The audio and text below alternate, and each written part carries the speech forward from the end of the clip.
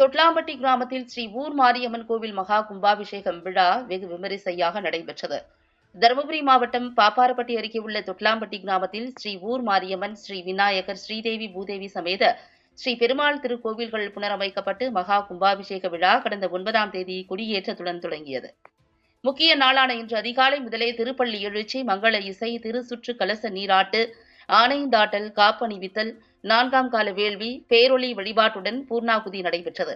இதனையடுத்து யாகசாலையில் இருந்து புனித நீர் கலச தீர்த்தத்தை ஊர் கவுண்டர்கள், மந்திரி கவுண்டர்கள், கோல்காரர்கள், 12 ஊர்கோம்பு கவுண்டர்கள் மற்றும் ஊர் முக்கியஸ்தர்கள் யாகசாலையில் இருந்து புனித நீர் கலசத்தை தங்கள் தலைமீது எடுத்து சென்று கோவில் உச்சியில் உள்ள கலசத்திற்கு புனித நீர் ஊற்றி மகா கும்பாபிஷேகம் செய்து தீபாராதனை காண்பித்தனர்.